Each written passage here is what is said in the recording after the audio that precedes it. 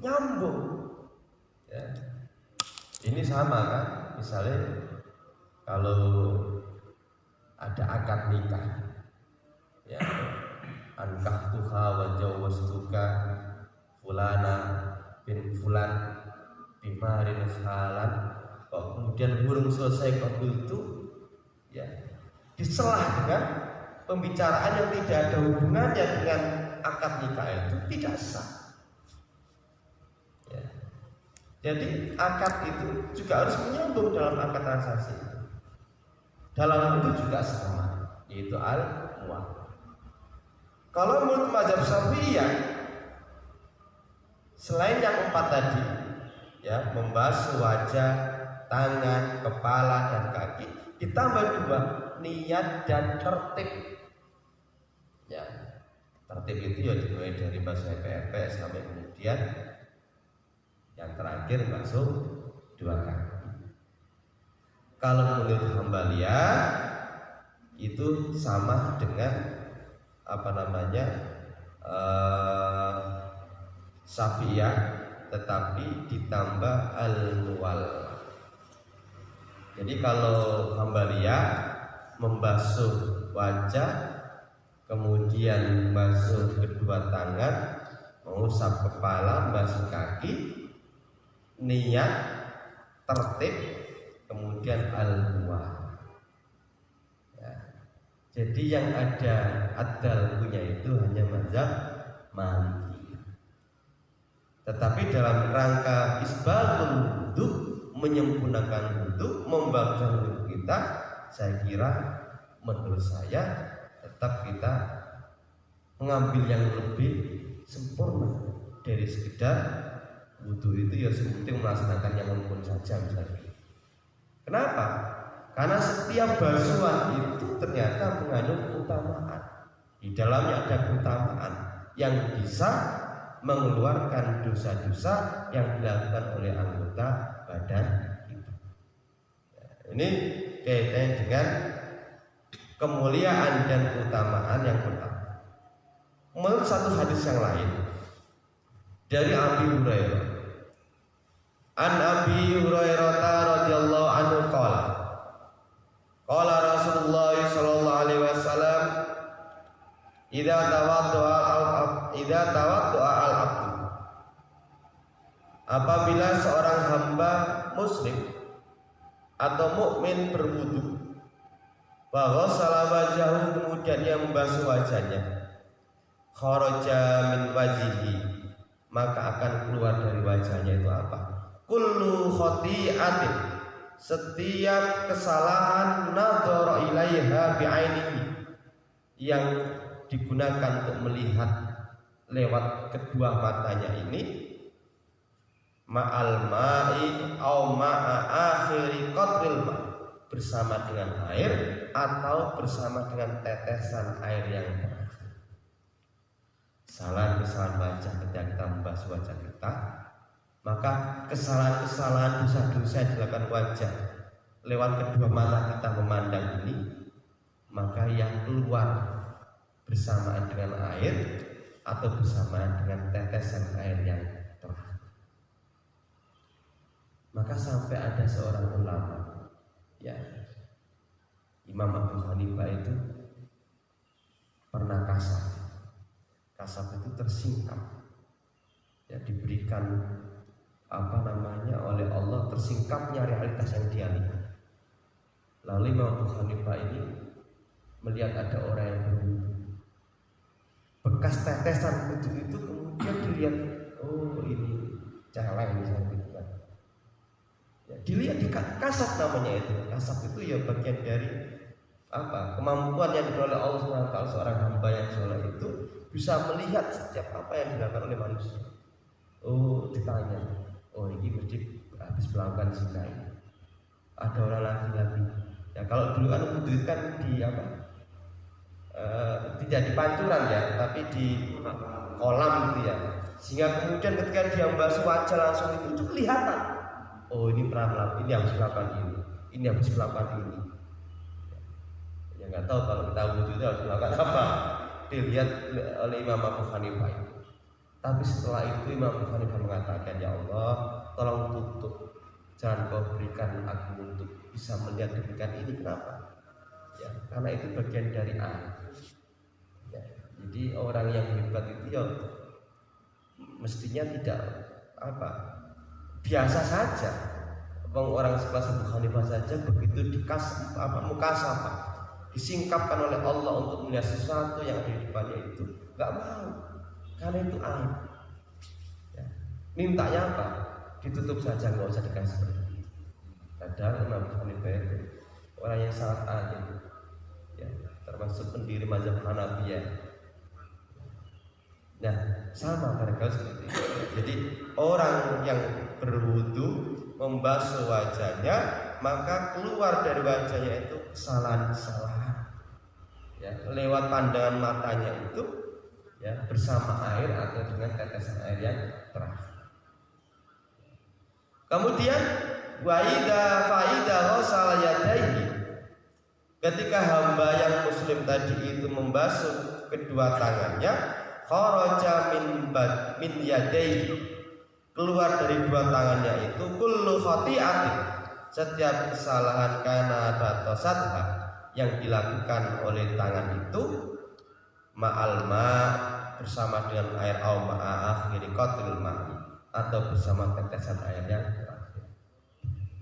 Ketika kita basuh tangan kita, ya, maka kesalahan yang dilakukan oleh tangan itu keluar bersamaan dengan air atau tetesan. Faida ghasala, ketika hamba yang muslim tadi berwudu, kemudian ia membasuh kedua kakinya, kharajat kullu khati'atin, keluar setiap kesalahan masadha yang digunakan untuk berjalan aqwaridlahu, kakinya tadi, ma'al ma'i au ma'akhiri qadri ma'i, bersama air atau bersama dengan tetesan air yang sama. Ketika kita membasuh kedua kaki kita, bisa jadi kaki ini kita gunakan untuk berjalan ke tempat-tempat yang Allah tidak ridho. Ya, kita gunakan untuk menendang istri misalnya gitu. Ya. Maka kaki itu ketika kita basuh, maka kesalahan itu menjadi berguguran bersama dengan air atau dengan tetesan airnya. Makanya kalau kemudian Imam Abu Hanifah dikasih oleh Allah mukasafah, tersingkap, ya, sehingga orang yang berwudu tadi itu kesalahannya itu jatuh di tempat wudunya itu. Oh, orang ini baru melakukan ini, orang ini baru melakukan itu, mungkin saja kenapa hadisnya itu. Ada orang-orang yang bukan kemampuan untuk mukasafah, kasaf, disingkap semua. Oh, si fulan ini, oh si fulan ini. Ya, ini kaitannya. Lalu kemudian menurut hadis yang lain, ya, wa fi riwayatin an Amr bin Abasah, ya, bin Abasah radhiyallahu anhu anin Nabi SAW qala, dan Nabi bersabda, ma min rajulin, tidaklah dari seorang laki-laki, yuqarrabu wadu'ahu, yang mendekatkan tempat wudunya, fayumat midu, kemudian ia matmato itu berkumur-kumur, wayastansiku, kemudian ia menghirup air di hidung, wayastansiru, kemudian ia menyemprotkan, jadi habis air di hidung kemudian gitu. Nah, ini termasuk bagian dari kesunahan. Ya, jadi kesunahan wudu itu lebih banyak daripada yang fardu. Ya, membasuh kemudian kumur, ya, itu bagian dari kesunahan. Berkumur-kumur, menghirup air ke hidung, kalau dalam kondisi puasa, maka menghirupnya jangan terlalu keras, karena itu bisa menyebabkan masuk ke tenggorokan. Kemudian ia menyemprotkan, illa kharat, kecuali keluar khotoya, kesalahan-kesalahan wajahnya, wafi, dan di dalamnya wajah juga wa khosasimi, hidung. Ya, jadi berwudu, ya, kotoran-kotoran, kesalahan lisan, kemudian kesalahan hidung itu keluar semua, ya, bersamaan dengan Summa idza ghasala wajhahu kama amara Allah. Kemudian apabila ia membasuh wajahnya sebagaimana oleh Allah Subhanahu wa taala, illa kharrat khotoya wajhi, kecuali akan keluar kesalahannya wajahnya atrofi lihiyatihi ma'al ma, maka ia akan keluar apa?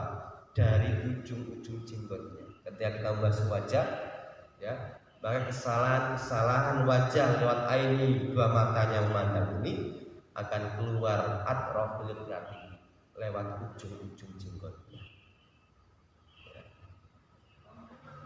Sumaya silu yadai ilal mirfaqaini, kemudian ia membasuh dua tangannya sampai siku-siku, illa kharat khotoya yadaihi min anamili ma'alma.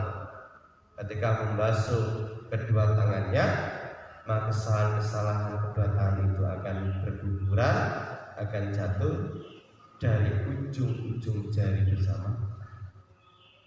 Sumaya silu qadamai ila ka'baini, kemudian membasuh dua kaki sampai mata kaki, ila kharat khotoya rijlain, kecuali akan berguguran kesalahan dua kaki itu min anamili ma'alma, dari ujung-ujung kaki bersama dengan air. Fa innahu aqama shalah, setelah ia melakukan wudu, kemudian membaguskan wudunya, lalu kemudian ia berdiri untuk melaksanakan salat. Fa hamidallah, lalu kemudian ia memuji Allah, wa asna, dan mengagungkan Allah, wa majjadahu, dan mengagungkannya. Jadi hamidah sana itu hampir sama, memuji.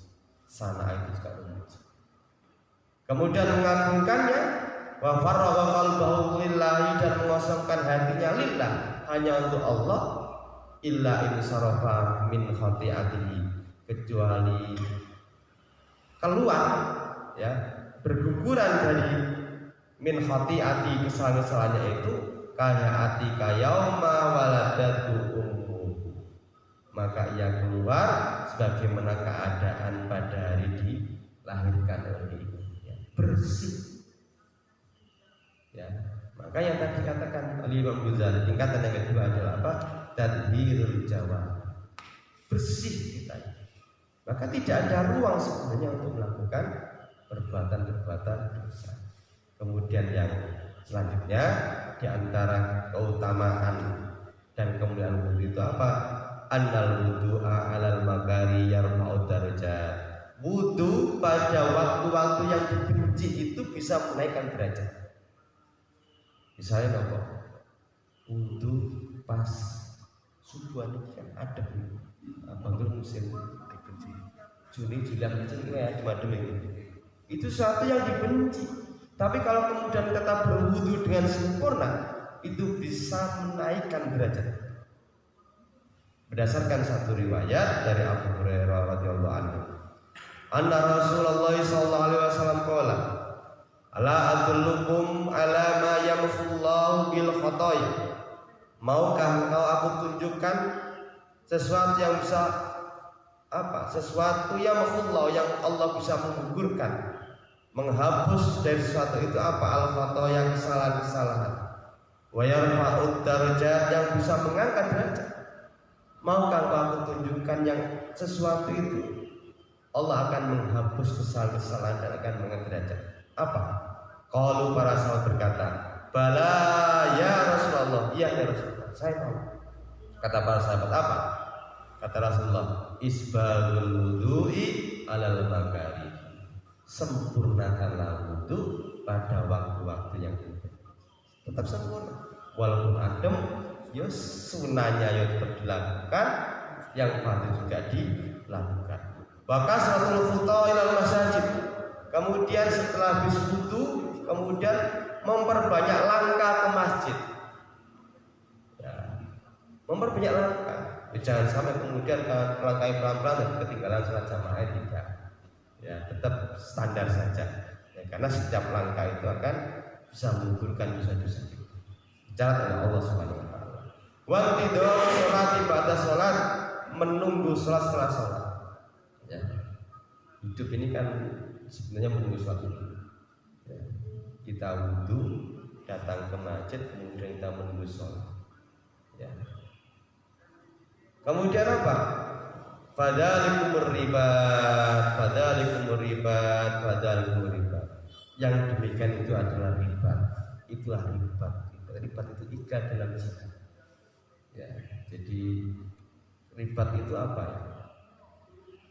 Berhadapan dengan musuh. Istilah dalam jihad itulah jihad. Ya. Jadi seperti berhadapan dengan musuh kita ini dalam kondisi yang sangat dingin, kemudian kita berwudu secara sempurna. Itulah ribat, seolah-olah kita berhadapan dengan musuh. Ya, ini fadilah yang kedua, yang terakhir, an-nasyahadata ba'dal wudu sababu dukhulil jannah. Ya, bahwa syahadat setelah wudu itu menyebabkan masuk surga. Ini kaitannya dengan doa. Maka setelah kita berwudu secara sempurna, lalu kemudian ditutup dengan doa. Berdasarkan riwayat an Umar bin Khattab radhiyallahu anhu qala Rasulullah sallallahu alaihi wasallam man tawaddoa fa asana wudu'ahu. Siapa yang berwudu kemudian yang membaguskan wudunya, summa qala, setelah selesai mengucap asyhadu alla ilaha illallah wahdahu la syarikalah wa anna muhammadan abduhu wa rasuluhu. Allahumma ij'alni minat tawwabina waj'alni minal mutatahhirin. Futihat lau abwabul jannah as-samaniyatu yadkhuluha min ayyuhasa. Ini keutamaannya. Jadi setelah habis wudu kita mengucapkan doa tadi, ya, maka akan dibukakan baginya pintu-pintu surga yang 8. Jadi pintu surga itu ada 8. Apa? Yadkhuluha min ayyuhasa. Kita boleh masuk dari pintu manapun. Subhanallah. Ini kemuliaan dan keutamaan umat Kanjeng Nabi Muhammad SAW hanya berkaitan dengan wudu saja. Syaraful wudu'i Bapak sekalian, Allah SWT, saya kira itu kajian kita pada kali ini, ya, berkaitan dengan kemuliaan wudu dan utamanya. Mudah-mudahan kita diberi kekuatan oleh Allah SWT untuk bisa melaksanakan wudu ini dengan sebaik-baiknya, dengan sempurna. Kenapa? Karena begitu besarnya kemuliaan dan keutamaan wudu kalau kita melaksanakan dengan benar. Saya kira begitu. Ada yang mau ditanyakan? Monggo. Assalamualaikum warahmatullahi wabarakatuh. Waalaikumsalam. Kembali ke materi wudu. Disampaikan bahwa wudu itu membaguskan sempurnanya dalam membaguskan wudu itu yang kita lihat kan beberapa mazhab berbeda. Nah, dalam kita melihat, maksud saya juga yang sempurna itu seperti apa? Ada yang dalam satu kepala itu hampir sampai 3 kali tutup. Ada yang 1 kali, satu kalinya, ada yang 3 kali. Kemudian yang kedua dalam membasuh kaki, ini dalam sela-sela jari ini sebenarnya menggunakan tangan kiri atau tangan kanan. Itu juga pertanyaan yang pertama nanti ada. Baik, jadi ini berkaitan dengan paham beragama, ya. Jadi oleh Imam Mazhab itu, ya, tadi saya katakan yang wajib itu dibasuh dan itu bagian dari kesepakatan hanya 4 itu. Yang lainnya adalah sebagai satu kesunahan. Sebenarnya tetap dibasuh. Hanya yang tadi saya katakan, yang 4 ini wajib karena berdasarkan dari hadis Al-Quran. Kemudian yang lain itu bagian dari kesunahan, karena itu bagian dari apa yang dilakukan oleh Rasulullah SAW, termasuk misalnya yang disebut dengan tahsin, ya, jadi membaguskan wudunya itu seperti apa. Nah, ini berkaitan dengan pemahaman bahwa ada dan sama-sama ada riwayatnya, termasuk yang meriwayatkan berkaitan membasuh kepala, mengusap kepala itu dari depan, ya, sampai ke belakang, balik lagi ke belakang ke depan. Ada yang menyebutkan bahwa yang disebut dengan rambut kepala itu ya sekedar untuk memenuhi untuk ini aja. Ya, termasuk mentigakan kali. Ya, ini juga bagian dari batas maksimal. Itu ada riwayat. Kalau sekali sudah cukup, maka sudah cukup. Ya, 2 kali, 3 kali itu batas maksimal. Ya, jadi ini berkaitan dengan aspek kesempurnaan. Ya, kesempurnaan itu tidak harus sempurna 3 kali. Kalau sekali saja kita sudah semuanya memenuhinya, maka itu sudah cukup dalam bab berwudu. Ya, dalam bab suci. Nah, ini jadi 3 kali itu bagian dari kesunahan, berarti batas maksimal. Termasuk membasuh itu termasuk apa? Termasuk membasuh telinga. Membasuh telinga itu dengan air yang baru atau air sisa dari mengusap kepala. Kenapa? Karena ini pembahasannya berkaitan dengan apa? Air mustakmal itu ya suci atau tidak? Ya, suci tetapi tidak mensucikan, tidak bisa digunakan untuk bersuci. Sehingga kemudian ketika membasuh atau mengusap telinga itu menggunakan air yang baru. Ini pembahasannya dalam konteks hal itu. Apakah air mustakmal itu suci mensucikan atau tidak? Nah, ketika orang yang berpandangan bahwa nggak apa-apa air mustakmal itu, karena itu juga sisa dari sesuatu yang suci juga. Sehingga ketika kita mengusap kepala itu, kemudian dilanjutkan langsung dengan ini, maka itu juga sah. Tapi juga ada pendapat yang mengatakan tidak, ya, harus dengan air yang baru. Nah, ini sama berkaitan dengan hasil wudu'ah itu ya tergantung kepada pandangan kita, paham beragama kita seperti apa. Nah, ini pentingnya kalau kemudian kita belajar fikih corona itu, kita akan mengetahui sekian banyak pandangan-pandangan itu, lalu kemudian kita memilih yang mana. Saya tidak bisa kemudian sampai harus begini, tidak. Ya, barangkali pandangan saya dengan juga berbeda dalam hal itu, tapi saya sampaikan bahwa yang wudu menggunakan air baru untuk mengusap telinga itu juga berdasarkan riwayat, yang wudu mengusap telinga itu langsung dari air sisa mengusap kepala itu juga berdasarkan riwayat. Ya, ini berkaitan dengan aspek itu. Ya, ini aspek apa istilah? Ya, tidak bisa kemudian yang paling benar seperti ini, tidak. Sama-sama kalau Imam Syafi'i mengatakan al-haqqu la yata'addadu wa la yata'ayyan. Kebenaran itu tidak berbilang, tapi tidak tertentu. Bisa jadi yang benar itu menurut Imam Syafi'i, bisa benar itu menurut mazhab Maliki. Nah, ini berkaitan dengan kita. Kemudian yang kedua tadi tentang apa? Oh gitu, ya sama. Itu juga bagian dari kesunahan. Jadi maka tadi saya katakan antara wudu yang fardu, yang difardukan, dengan yang sunahkan lebih baik sunah. Ya, termasuk menyela-nyelai jenggot, termasuk ketika kita mencuci tangan, tidak hanya sampai sini saja, tapi termasuk kaki dengan ini. Ya, jadi sesuaikan. Ini bagian dari kesunahan. Jadi kalau kemudian kita membaguskan wudu itu dengan melakukan tidak hanya yang membasuh, yang pokoknya yang 4 tadi itu terbasuh, ya saya kira nggak ada masalah. Tapi kalau kita ingin menyempurnakan, ya mulai dari niatnya, ya kan, kalau innamal a'malu binniyat. Ya, kemudian setelah niat, ya kita ini membasuh efek-efek dibasuh, ya, sebelum berkumur-kumur. Ini bagian dari kesunahan saja.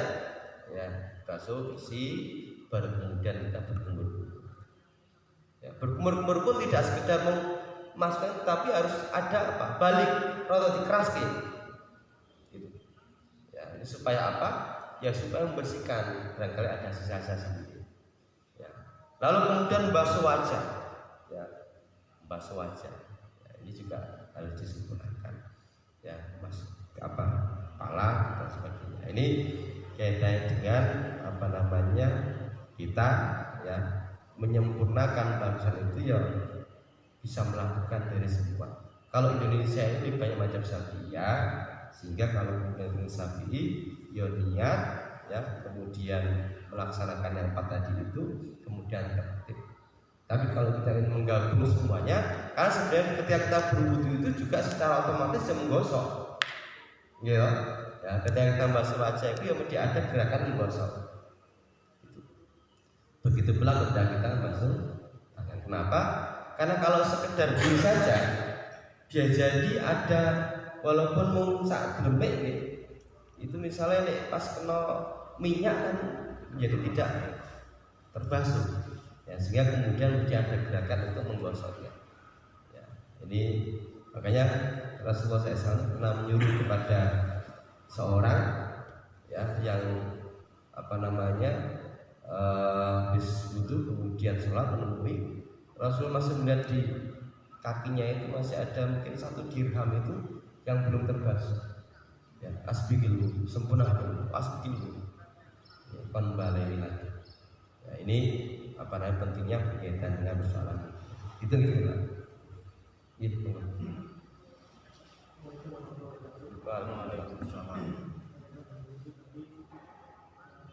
Untuk keras ya Pak. Ada masukannya Pak. Masukannya buka nggak ada waktu. Beberapa mungkin untuk kehati-hatian kadang kita harus benar-benar teliti dalam bermaksud.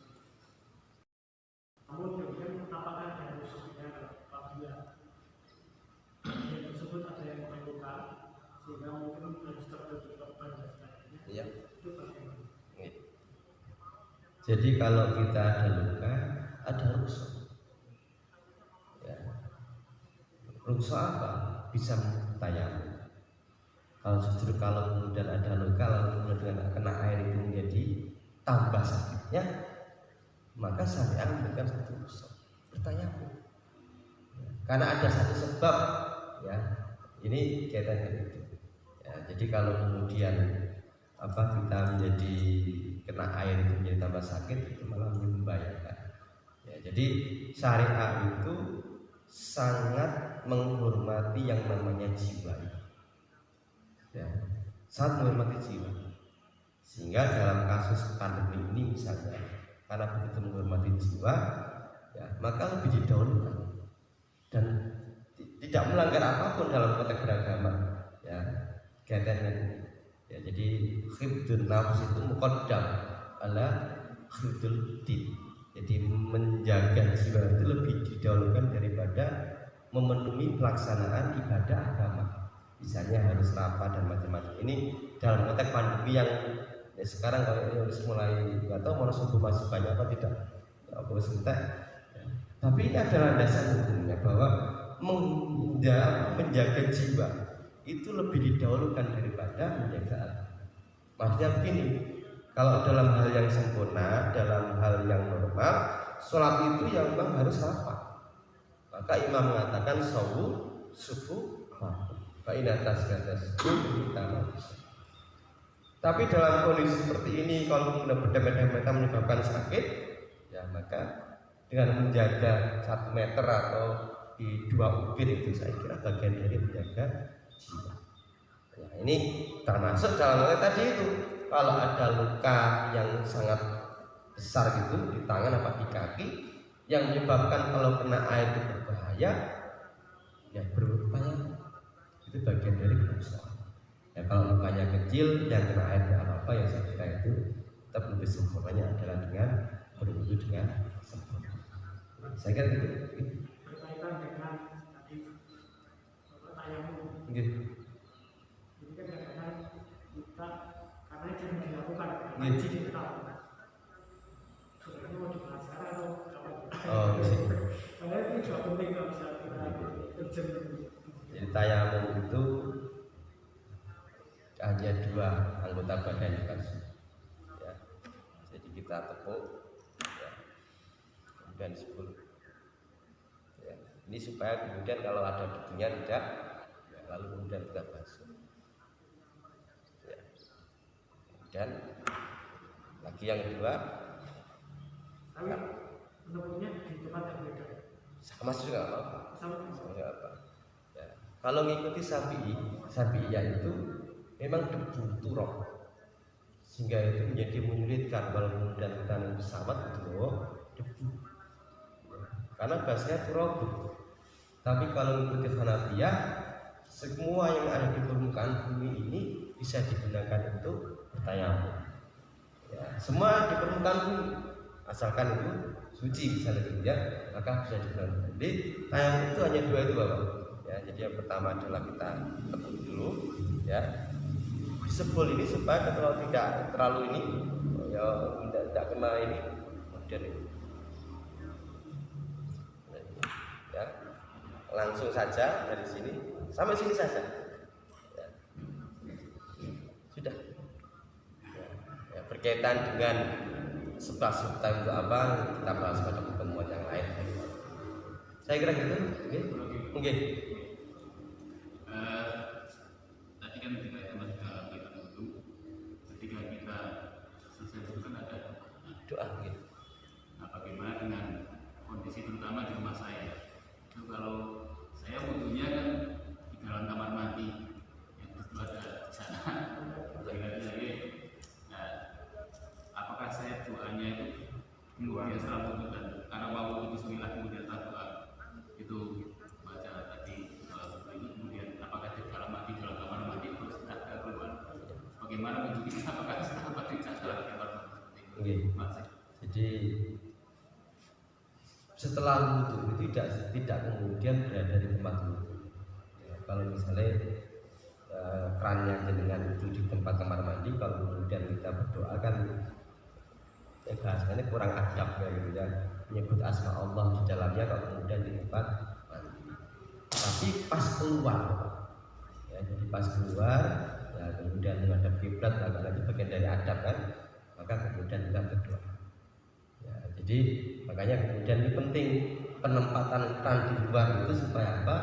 Ya, ketika kita berwudu mulai dengan baca Bismillah itu sesuatu hal yang penting. Nah, ini berkaitan dengan adab, ya tata krama. Ya kita menyebut asma Allah kalau di tempat kamar mandi ini kan. Tapi kalau kemudian posisi kerannya itu di kamar mandi, maka begitu selesai wudu keluar baru kemudian berdoa. Ya, nggak apa-apa begitu. Enggak apa-apa. Jadi ya, selesai berwudu, oke, kemudian keluar dari kamar mandi, lalu kemudian berdoa. Ya, asyhadu an la ilaha illallah, asyhadu anna Muhammadan rasulullah. Ya, Allah menjadikan kita wajib dalam contoh. Kira-kira gitu nih. Baik, Bapak sekalian, Allah mudah-mudahan apa yang kita pelajari pada pagi hari ini ada manfaatnya, salah dan kekurangannya saya mohon maaf yang sejajarnya. Semoga kita tutup dengan doa kifaratul majlis. Bismillahirrahmanirrahim. Subhanakallahumma wa bihamdika asyhadu an la ilaha illa anta astaghfiruka wa atubu ilaik. Walhamdulillahirabbil alamin. Wassalamualaikum warahmatullahi wabarakatuh.